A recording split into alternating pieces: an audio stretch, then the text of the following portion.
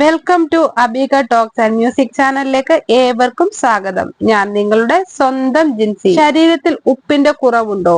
ഇതാണ് ലക്ഷണം. നമ്മുടെ ശരീരം എന്നത് വിവിധ പോഷകങ്ങളുടെയും ധാതുക്കളും കൊണ്ട് ഊർജം നേടുന്ന ഒരു സങ്കീർണമായ സംവിധാനമാണ്. ഏതെങ്കിലും അവശ്യ ഘടകം അധികമായാലോ കുറഞ്ഞാലോ അത് നമ്മുടെ ശരീരത്തെ ബാധിക്കും. അത്തരത്തിലുള്ള ഒരു അവശ്യ പോഷകമാണ് സോഡിയം അഥവാ ഉപ്പ്. നിങ്ങളുടെ ശരീരത്തിന് നന്നായി പ്രവർത്തിക്കാൻ ഒരു നിശ്ചിത അളവിൽ സോഡിയം ആവശ്യമാണ്. ഇത് നിങ്ങളുടെ രക്തചംക്രമണ വ്യവസ്ഥയുടെ ഒരു അവിഭാജ്യ ഘടകം തന്നെയാണ്. രക്തക്കുഴലുകളിൽ നിന്നും നിങ്ങളുടെ കോശങ്ങളിലേക്ക് പോഷകങ്ങളും ധാതുക്കളും നീക്കാൻ സോഡിയം നിങ്ങളെ സഹായിക്കുന്നു. ശരീരത്തിന് ആവശ്യമായ സോഡിയത്തിന്റെ ഭൂരിഭാഗവും നമുക്ക് ലഭിക്കുന്നത് ദിവസവും കഴിക്കുന്ന ഉപ്പിന്റെ അളവിൽ നിന്നാണ്. ശരീരത്തിൽ ഉപ്പ് കൂടിയാലും കുറഞ്ഞാലും നിങ്ങളുടെ ആരോഗ്യത്തെ പ്രതികൂലമായി ബാധിക്കും. നിങ്ങളുടെ ശരീരത്തിൽ ഉപ്പ് കുറവായാൽ എന്ത് സംഭവിക്കുമെന്ന് നിങ്ങൾ എപ്പോഴെങ്കിലും ചിന്തിച്ചിട്ടുണ്ടോ? ഒരു ദിവസം നിങ്ങൾക്ക് ശരിക്കും എത്ര ഉപ്പ് ആവശ്യമാണെന്ന് അറിയാമോ? നിങ്ങളുടെ ശരീരത്തിൽ ഉപ്പിന്റെ കുറവുണ്ടോ എന്ന് നിങ്ങൾക്ക് എങ്ങനെ കണ്ടെത്താനാവും? എല്ലാത്തിനുമുള്ള ഉത്തരം ഈ വീഡിയോയിലുണ്ട്. പോകാം വീഡിയോയിലേക്ക്. ഉപ്പ് കുറഞ്ഞാൽ.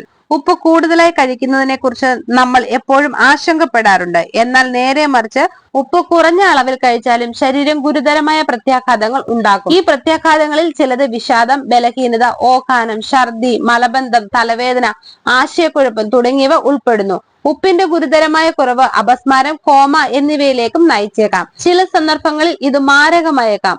ഉപ്പിന്റെ കുറവിന്റെ ചില ലക്ഷണങ്ങൾ ഇതാ. തലവേദന. നിങ്ങളുടെ നാഡീ വ്യവസ്ഥയുടെ പ്രവർത്തനത്തിന് സോഡിയം ആവശ്യമാണ്. സോഡിയത്തിന്റെ അളവ് കുറയുമ്പോൾ അത് കടുത്ത തലവേദനയ്ക്ക് കാരണമാകുന്നു. ഓക്കാനം, ഛർദി. ഓക്കാനം, ഛർദി എന്നിവ സോഡിയം ലെവലിൽ അസന്തുലിതാവസ്ഥ ഉണ്ടാകുമ്പോൾ അധികം ജലം പുറന്തള്ളാനുള്ള നിങ്ങളുടെ ശരീരത്തിന്റെ മാർഗമാണ്. ആശയക്കുഴപ്പം. നിങ്ങളുടെ നാഡീവ്യൂഹം അതിന്റെ ന്യൂറോണുകൾ വഴി സന്ദേശങ്ങൾ അയക്കുന്നത് സോഡിയത്തിന്റെ അളവിനെ ആശ്രയിച്ചിരിക്കുന്നു. നിങ്ങൾക്ക് ശരീരത്തിൽ സോഡിയം കുറവുണ്ടെങ്കിൽ നിങ്ങളുടെ തലച്ചോറിന് സന്ദേശം സ്വീകരിക്കാൻ കഴിയാതെ വരികയും കൂടുതൽ ആശയക്കുഴപ്പം ഉണ്ടാക്കുകയും ചെയ്യുന്നു. ക്ഷീണം. നിങ്ങളുടെ ശരീരത്തിൽ സോഡിയം കുറവാണെങ്കിൽ പോഷകങ്ങൾ വിതരണം ചെയ്യുന്നതിനും മാലിന്യങ്ങൾ പുറന്തള്ളാനുമുള്ള നിങ്ങളുടെ രക്തത്തിന്റെ കഴിവ് തടസ്സപ്പെട്ടേക്കാം. ഇത് ശരീരത്തിന് കൂടുതൽ ക്ഷീണം ഉണ്ടായേക്കാം. പേശികളുടെ ബലഹീനത.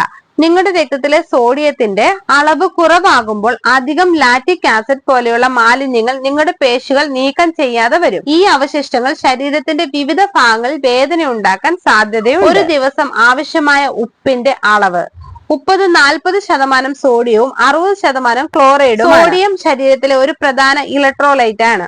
ജീവിതത്തിന് അത്യന്താപേക്ഷിതമാണ് ഇത്. യഥാർത്ഥത്തിൽ സോഡിയത്തെക്കാൾ പ്രാധാന്യമുള്ള ഒരു ധാതുവും ഇല്ല. ഇത് ശരീരത്തിന് സ്വാഭാവികമായി ഉൽപ്പാദിപ്പിക്കാൻ കഴിയാത്ത പോഷകമാണ്. വേൾഡ് ഹെൽത്ത് ഓർഗനൈസേഷൻ ഉൾപ്പെടെയുള്ള പ്രധാന ആരോഗ്യ സംഘടനകളുടെ അഭിപ്രായത്തിൽ ഒരു വ്യക്തി പ്രതിദിനം 2300 മില്ലിഗ്രാമിൽ കൂടുതൽ ഉപ്പ് കഴിക്കരുത്. അപ്പോൾ തന്നെ ഉപ്പ് നമ്മുടെ ഭക്ഷണത്തിന്റെ ഒരു പ്രധാന ഘടകമാണ്.